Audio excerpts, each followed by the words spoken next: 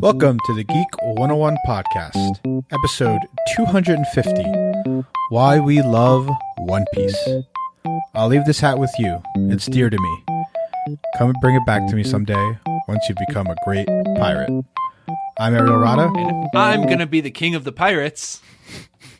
And today Andy and I, if you don't know, Andy and I are going to discuss our undying love for the greatest sequential art in the history of the world, and that is Ichiro Oda's One Piece. We're going to skip news this week because we have so much to talk about, and I've got a There is a lot of news to talk about, so next week, tune in. I mean, the news is... see, I don't care about this news because I'm expecting this news coming all the time. Everything is being pushed back. Everything. Anything that you... Right. Anything you thought was coming, it's not. It's not coming. So, let's talk about One Piece, Andy. Do you want to give a quick synopsis? We're going to assume that if you are listening to this, that you have not read One Piece, right? Absolutely. This is our pitch. This is our desperate plea for the listeners. Listener, you've got all the time in the world, right? You got all the time in the world right now. Do you want to give a synopsis? Should I give a synopsis? You go. You give it. That is all you, Ariel. Okay. The story of One Piece follows a young, adventurous pirate who doesn't quite know what he's doing in the piracy, and named Monkey D. Luffy, who everyone calls Luffy. Luffy's greatest wish in the world is to find the magical or mythical treasure known as One Piece, which was left behind by history's greatest pirate in this world, Gold Roger. Along the way, he amasses a crew of powerful or fun and goofy, or powerful and goofy cast of crewmates who he affectionately calls his nakama, which I think means like almost like family member in Japanese. I could be wrong. Who knows? It's like comrade. Yeah, comrade. There you go. That's a good word. But it's one of those words that doesn't have like a literal translation. There's a deeper sense of feeling to it, from what I understand about the comic, the manga. And it just follows Luffy as he attempts to traverse what is called the Grand Line, a sea where you hop from island to island trying to reach the end where the mythical treasure of One Piece resides. On the way there, he meets powerful pirates. He meets naval officers, the government of this time. He meets super spies and bounty hunters, and he runs into familiar friends and familiar foes. But ultimately, Andy, I think you would agree with me on this. I think One Piece is the best, not only the best running manga, probably from many particular lenses, the best manga ever. Yeah. I would have to agree. The way it's designed is just makes it the best. It is the one I try to tell the most people about. Let's go ahead, Andy. It's just the one with nearly the hardest difficulty to convince people to try. Yes, and I think let's talk about it in more broad terms before we get into like this list of reasons why we love it so much, why you think we should check it out. I think the first thing you have to mention when talking about One Piece is that it's incredibly long and still ongoing. Yeah. It is currently like 976 chapters. Each chapter is about between 15 to 20 pages of art.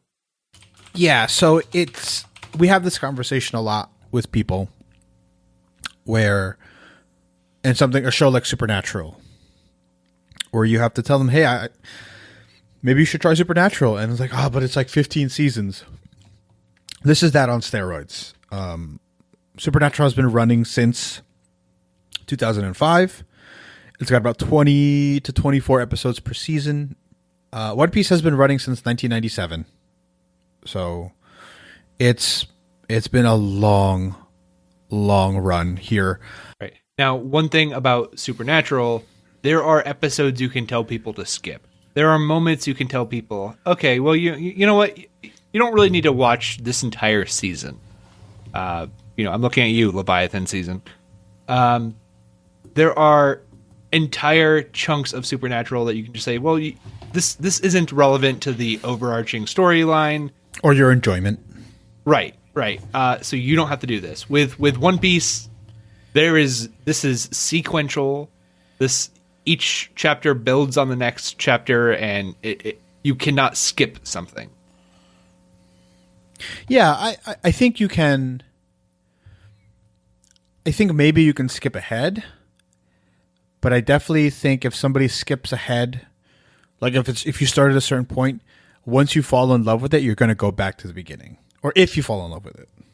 Yeah. There are definitely sections where you can start after a time skip. There's a few places where you can easily restart or easily start and pick up, but the entire story there isn't a piece that is inessential. Yeah. I think once you've determined, like, let's say you start at chapter 40 with for those of you who know the manga, the Arlong story, right? Where I think it ramps up in intensity, Andy. At that point, you'll want I think an arc or two arcs in, you'll want to go back and get the context. But it is hard.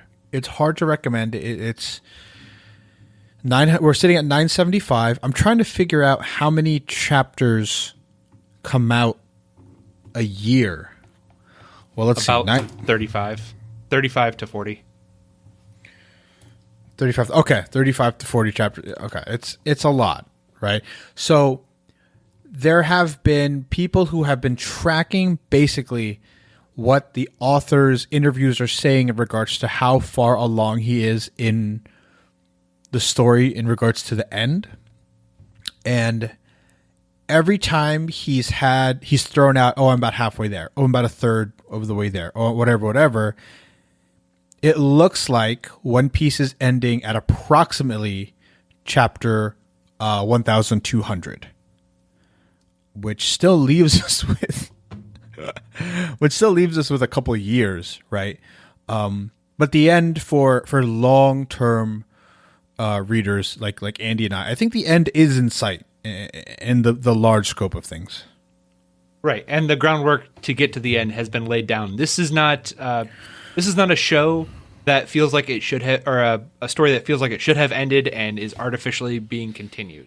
Oh, not at all. And you know what's fascinating, and I thought about this a lot. If Shonen Jump were to, for one reason or another, fire the author of One Piece, he would probably make more money from people donating to him to continue One Piece than he would from Shonen Jump.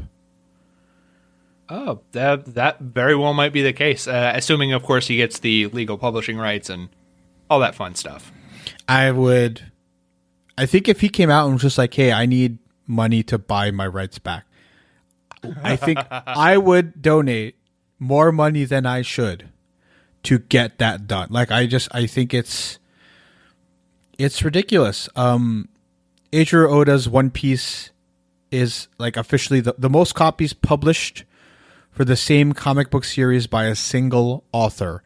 So you can look at comics like Batman, you can look at comics like Superman, Spider-Man, whatever. Those have had hundreds, if not thousands, of authors over the 60, 70, 85 years of their existence. One Piece is the longest running like single sequential story in history. And the reason for that, Andy, I think you and I agree, is that it's so incredibly good at what it does. And what does it do, Ariel? So I think the key to what makes One Piece so incredible is the storytelling in combination with the world building.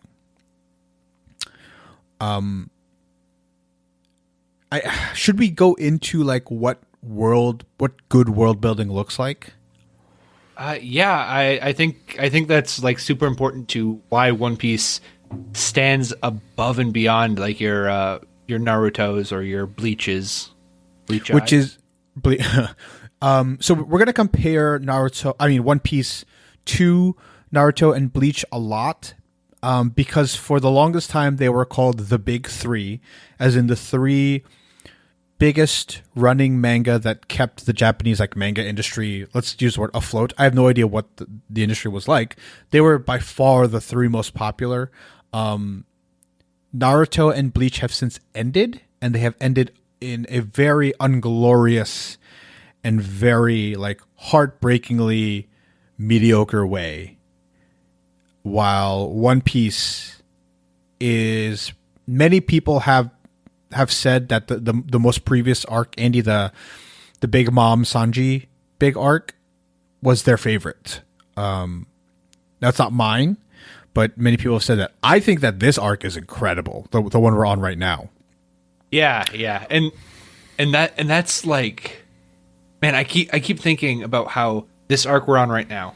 Just to give you an example of the scale, all right, back in 2009, something big happened in the world of One Piece, and there was a time skip.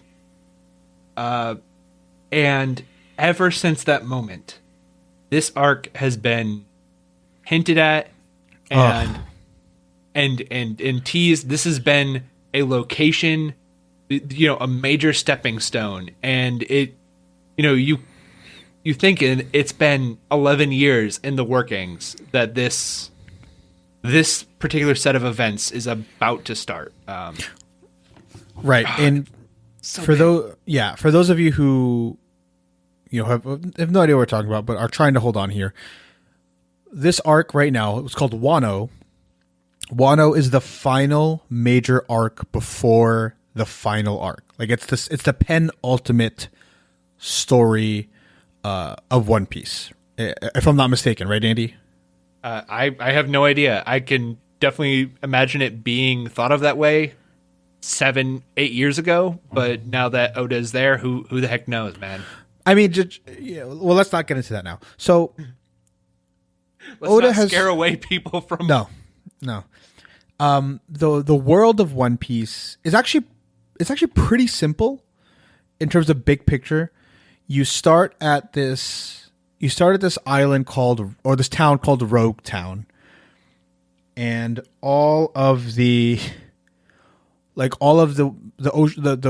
planet is primarily oceans filled with islands. Now you can sail to those islands from a short while, but there are no large land masses. The island in the center of the world, so to speak, is called Rogue Town, and you enter what's called the Grand Line from Rogue Town, where if you can start at the start point of the Grand Line, and apparently nobody's done this since Gold Roger, make your way all the way around the world, essentially sailing around the world like Magellan style, you will find One Piece. You will reach One Piece. What makes the world special, and not just normal people, Rurouni Kenshin style with superhuman powers, even though nobody's superhuman, is that there are fruits called devil fruits. Very simple. You eat the fruit, you lose the ability to swim in a world primarily an ocean, but you gain fantastical powers. And Luffy's power is that he can stretch.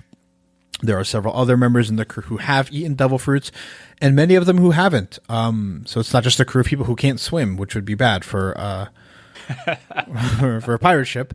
But yeah, that's kind of like the gist of what the world is like. You sail from island to island trying to get to an endpoint, and the reason nobody's gotten to the endpoint is that everybody's killing each other along the way. Right. Also, there's a prerequisite amount of time to wait before you can get to the next island. Sometimes, there are these compasses.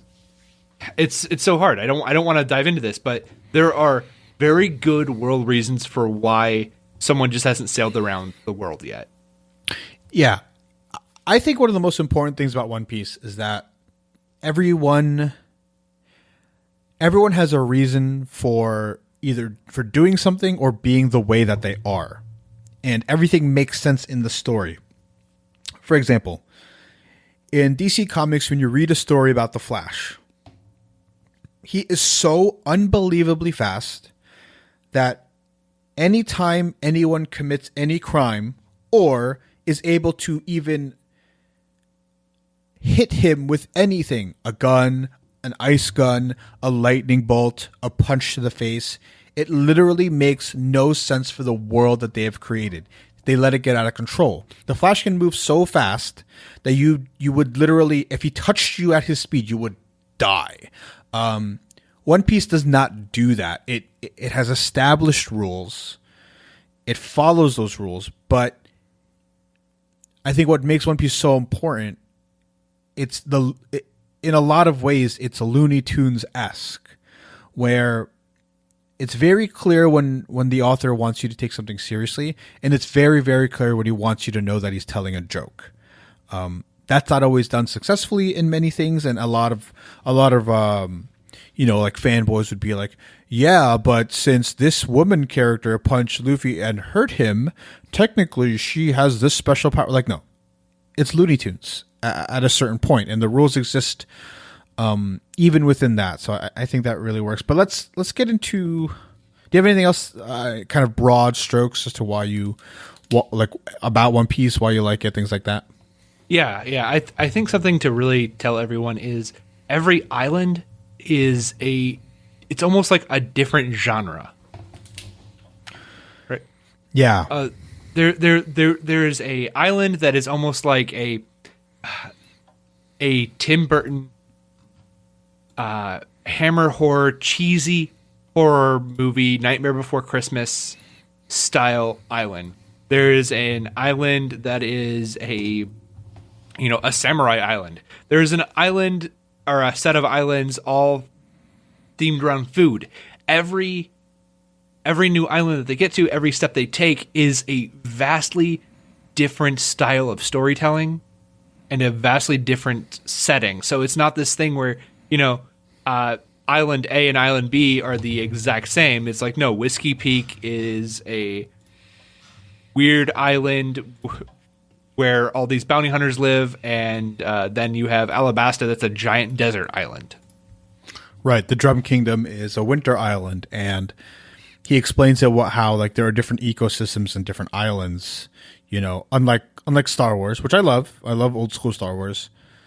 Like, there's no reason why the planet Hoth, if it's habitable, is all ice. Like the planet Coruscant should not be all skyscrapers. Like, it doesn't make any sense in terms of an ecosystem. But a small island where the rules are these ecosystems exist, like, it makes sense when you scale it down. Yeah. So I just think that that's really something to explain and really, really push people to understand is that, in a lot of situations, this is almost like an RPG where you're going from town A to town B. But no, like there's an island called Long Island, and everything is incredibly long. Right. Yeah. All right. Let's get into. We have 1, 2, 3, 4, 5 points that we want to talk about, or even though I listed all the points, like why I think it's so good. And the first one we touched on, I think the author Eiichiro Oda has a perfect blend of storytelling and comedy, which make it both so easy to dive deep into the lore of One Piece while also being able to just read it lightheartedly. I've reread One Piece now more times than I can count. 10, 15 times. Past chapter 900, I've still reread it 3 times, Andy, in the last year. And I think we'll get into this in the next point, but I think the Looney Tunes style of comedy is largely timeless. Would you agree in my Looney Tunes assessment that he almost models a lot of his humor after it? Yeah. There's a lot of really, really great humor. That's almost it almost feels like Bugs Bunny and Daffy Duck screaming duck season, rabbit season, duck season, rabbit season, back and forth. And it's, the humor relies a little bit on wordplay and a little bit on, okay, well, this power is ridiculous. What are they going to do? Let's just have the most fun possible. Yeah. It's, but it's like the rabbit season, duck season thing. It's so dumb and you don't expect it to work. Like if you wrote it on paper, right? Like it's like okay, yeah, I can see that. But then like when you see how absurd it is, when Daffy Duck like shoots himself in the face, like it's funny. And One Piece is very absurd in a lot of its comedy. There's one, for example, where this character Chopper, who gets nervous and scared when he hides, and you peek your eye out from a door and you peek half your head out, like he does the opposite. Like his whole body is showing and only half his head is hiding behind the door. And like one of the characters is just like, shouldn't you be doing that? Like, shouldn't it be that? Like, shouldn't your body be hiding? And like, it gets me every single time I get to it in the thing, because it's so absurd. It's so absurd. And but it's fun. Like it's funny to me. The designs of the characters, things like that. Right. There's another instance where a joke comes in where one character is just known for constantly lying and embellishing the truth. And at one point he gets into a fight and he just pulls out this giant hammer that has 5 tons written on it. But in reality, it's like a pan, like paper mache, and then another pan, and it just looks like it's a big 5-ton hammer. Right. And it's a Looney Tunes style mallet too. Like it's just this giant, ridiculous thing that Bugs Bunny would drop on Elmer Fudd, right. And immediately the bad guy gets afraid. Right, and they get knocked out from like a panic attack rather than from getting bopped in the head by a 5-ton hammer. But it shows like that. I think for people who grew up in an era where you stayed up late at night watching Boomerang on Cartoon Network, and for me it was like One Piece was like the perfect thing, because I would stay up on Adult Swim watching manga or Dragon Ball Z, and then it would go from Adult Swim into Boomerang. And I would go from Dragon Ball Z to Bugs Bunny. And this is like the perfect like blend of that. Now Dragon Ball was plenty funny, and Dragon Ball Z had funny moments too. But I think One Piece can sometimes borderline gag manga. Yeah. And that's another thing about it, is it's for all ages, right? I would feel a little uncomfortable giving like a 7-year-old Naruto, especially the early parts of Naruto. There's a lot of death. There's a lot of death, but there's also like a lot of joke nudity. Yeah, it's lewd. Right? And with One Piece, that just doesn't exist in this world. It's very little comparatively. Right. It's and someone can find it funny being a rubber man, but it just is for all ages. That's the best way I can put it. Because I've been reading it since I was 11, 10 when did Shonen Jump start coming in America? Yeah, I think I was 11 or 10 as well. So the second point, it's that like he's so funny, but Oda has always had a long-term plan, and if you are a smart, you can admit to being smart. Like, if you're a smart, critical thinker, Andy and I are both educators, and so it's in the title. We have to be critical thinkers. You'll notice he said we're educators, but he didn't call me a smart, critical thinker. But that might have something to do with my opinion on episode 8. No, that's not at all.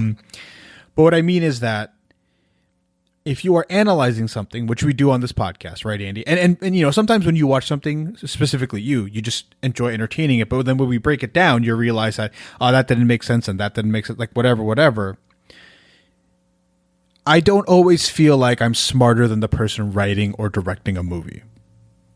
And that it has more to say about the state of Hollywood than it does about me being quote unquote smart.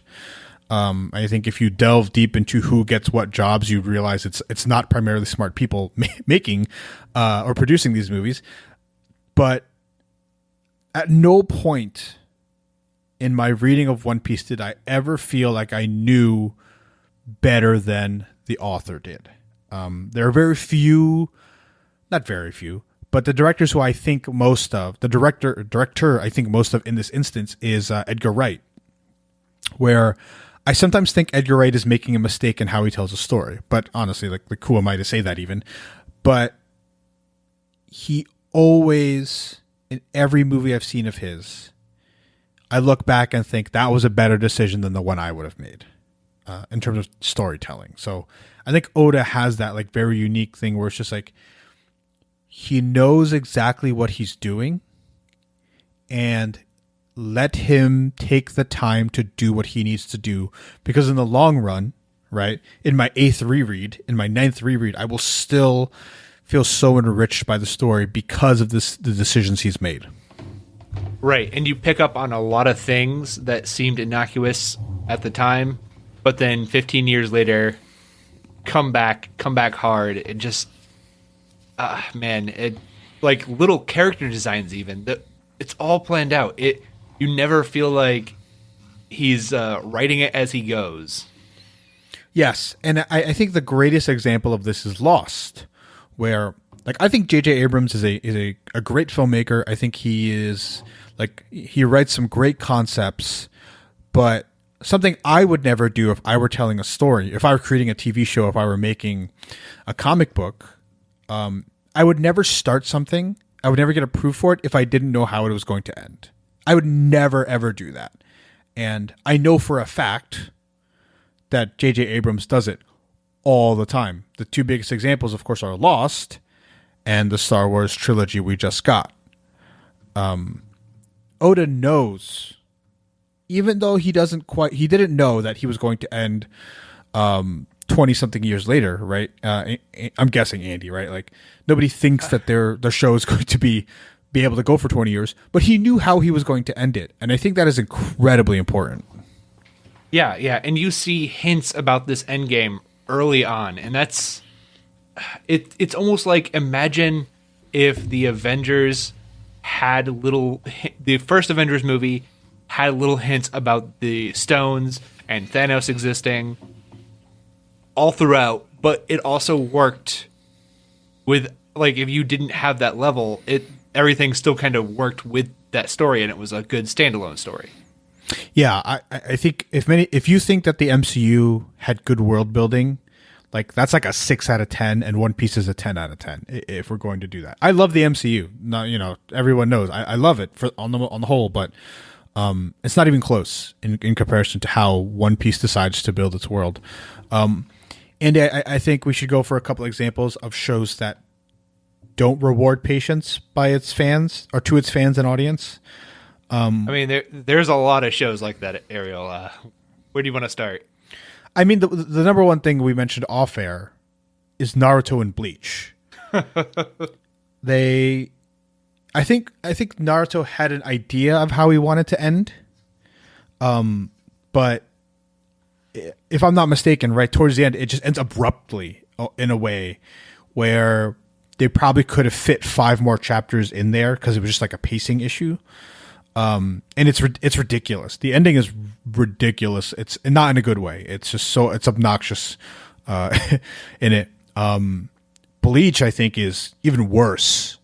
Bleach is much, much worse. Yeah. One of our most beloved shows, Andy, Supernatural. It knows that it's not making sense anymore. They're just on TV because they let them be on TV. But good Lord, there are a couple of seasons of Supernatural which are horrendous. Yeah. Then you have something like Dexter, which peaked really early and just spent 4, maybe 5 years in just utter, how can they make this worse? Yeah, Dexter is bad. And the thing with Supernatural and Dexter is the person who started the project did not end up being the person by the end. If you watch Supernatural, if you watch from season 1 to the end of season 5, that the original creator is the person who wrote and show ran those 5 seasons. The network wanted more, and he stepped away because he had the vision. And if Supernatural ended at season 5, it'd be really, really recommendable to people. Alas, it is not. Yeah. I mean, there's just so many times where you fall in love with something, and when it finally ends, it feels like it betrayed you in a way, and it's weird to say that because that sounds kind of mentally ill that a franchise designed to make money could betray you. But yeah, and I've never once gotten this moment with One Piece, gotten this feeling that there was something was being artificially lengthened, something was being cut out. I'm a big fan of letting the creators do what they want to do because that's how you're going to make the best product. And One Piece is like the shining example of that. Right. In fact, Andy, I think we're going through a spell of One Piece where he is artificially shortening things because he knows he only has the audience for X amount of more years. And part of that, right, is the fact that if you're reading this, if you've read it, and he is packing an unbelievable amount of information in every panel now. It's unreal. Like, it's ridiculous how much he is densely populating each page so that he can tell the entirety of the story he wants to tell. Sometimes he's now going to take 3 chapters instead of 5. And I don't think he wants to, right? I think he's finally reaching a point where he's like, I'm tired, but I still want to give them enough so that this is paced. It's still paced well enough that it can still be the masterpiece that it is. Yeah, I definitely agree with that.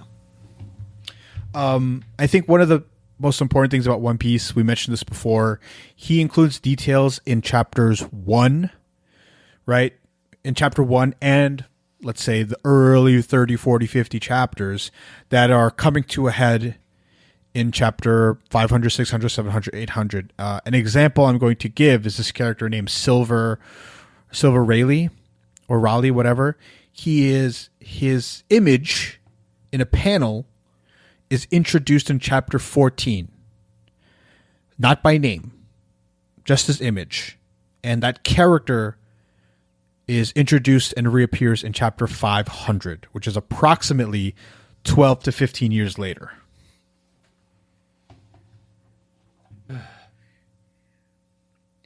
You can go. Andy and I are not like crazy One Piece scholars, but those people exist. They have PDF of like pages long on every single chapter with every Easter egg and every piece of information that could be viable in a future thing. They go back and they update earlier chapters if new information comes out. There's a library of One Piece. It's ridiculous. I think number 3 here is that there's a unique blend and variety of characters. Andy, what about the characters makes One Piece special to you? Almost every character is either their design is unique. You can almost draw their personality and what they are all about just from their general design, but also they are incredibly lovable or incredibly hateable, or there's just something to enjoy about every character. When a villain comes in, the villain has a specific pathos, and they follow that pathos, and sometimes they are incredibly tragic, especially later on as Oda has gotten much, much better about introducing a villain's backstory. I'm just thinking of like a Big Mom or Doflamingo. Or what's his name? Pinky? Oh, yeah. Mr. Senor Pink. Senor Pink, yeah, there you go. So one of the things that... Go ahead. But I remember all these characters, ancillary characters. Senor Pink. Like, this is a guy who had maybe, 3 chapters? Yeah, but he was an ancillary character even in those chapters. Right. There are times when the author gives you an incredible flashback in the style of Up. I don't, if you've ever seen Up, they tell the story of the love of Carl and Ellie in a minute and a half. And you cry. Everyone cries. Like 5 minutes, and everyone's just like, "Oh, this is unbelievable." That's what he's able to do with some of these ridiculously looking characters. Let's describe Senor Pink, Ariel. Senor Pink is an overweight, middle-aged man with pink shades, a bonnet, a cut-off shirt, essentially a diaper, and a pacifier in his mouth. And not only is he incredibly powerful, he is one of the most interesting and greatest examples of character work that Oda has done.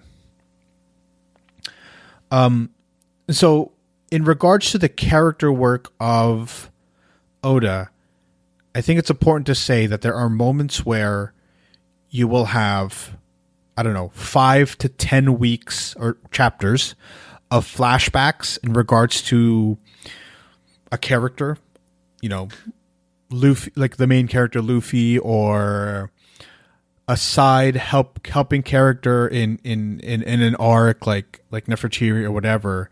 And when I was 15, 16, I'd be like, "Are you kidding me, Oda? Like we're getting more backstory on this character. Why do we have to go 5 chapters of backstory? Can't we just do battle?"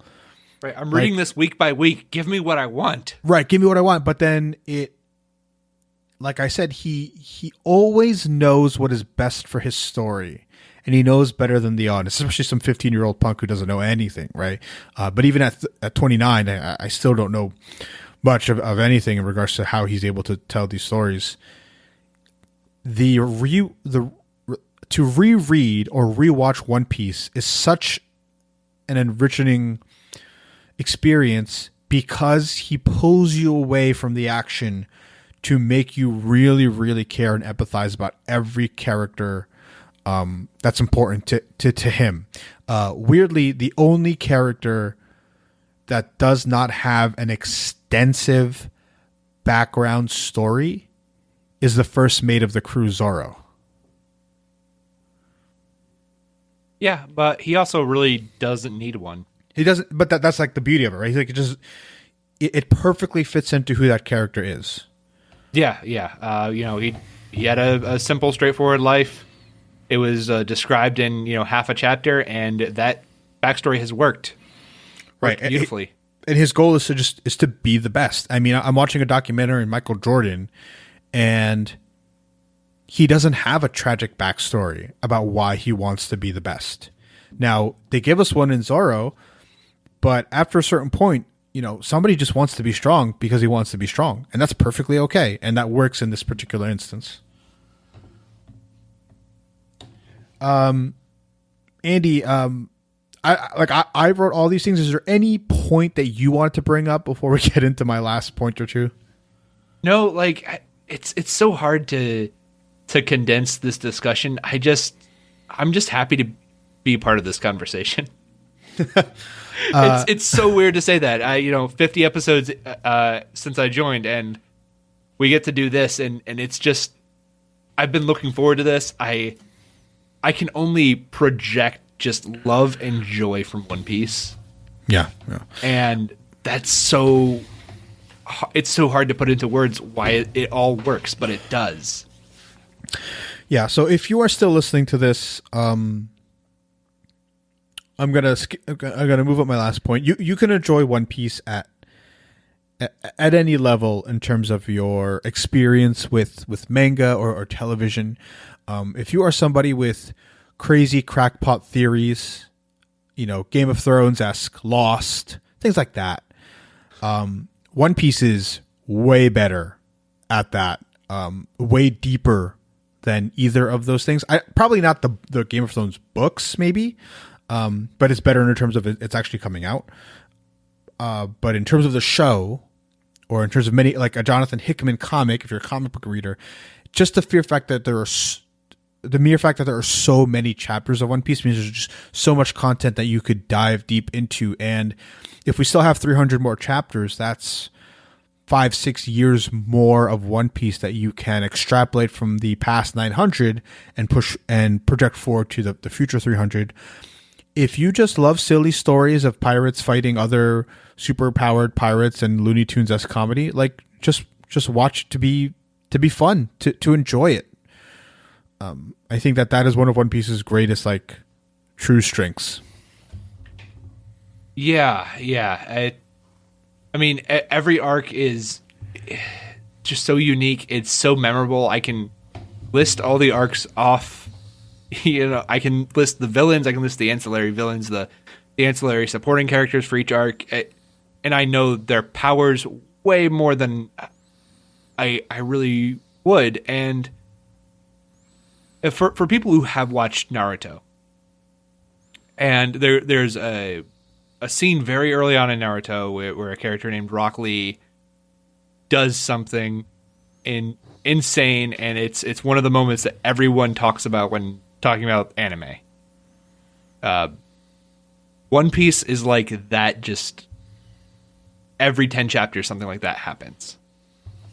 But it's not as like big and epic to anyone but people who have been paying attention and who understand. And just it's that feeling constantly.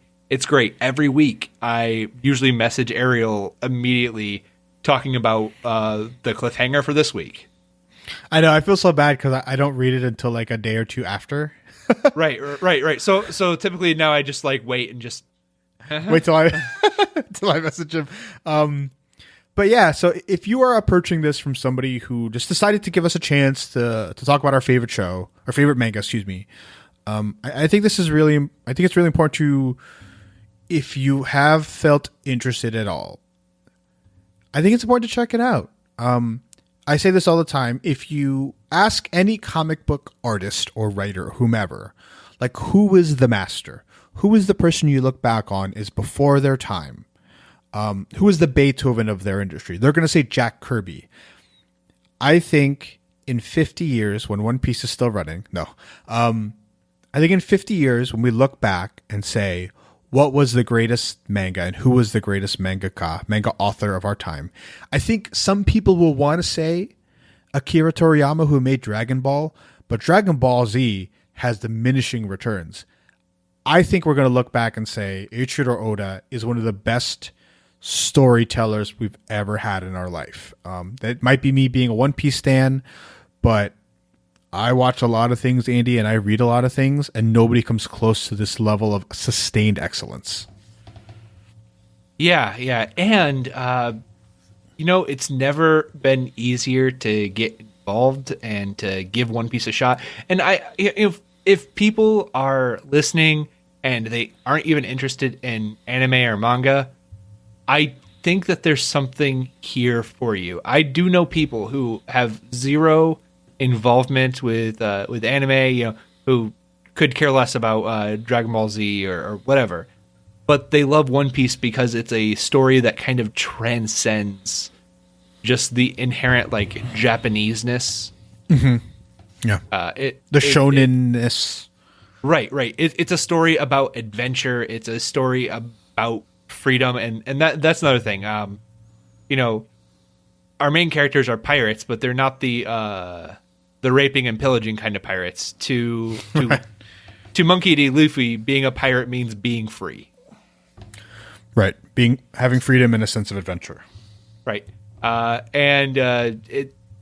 it's something I think if you're just interested in what storytelling is in general, this is where long form storytelling can go. This is what it should be.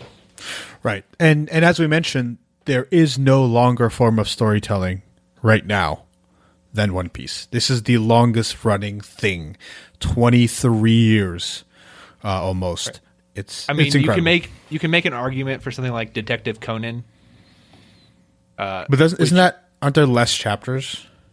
It's a little bit of less chapters, but also Detective Conan. For those of you who don't know, the story about a teenage detective who gets drugged by his arch nemesis into becoming a little boy, and goes on to solve crimes in the body of a little boy.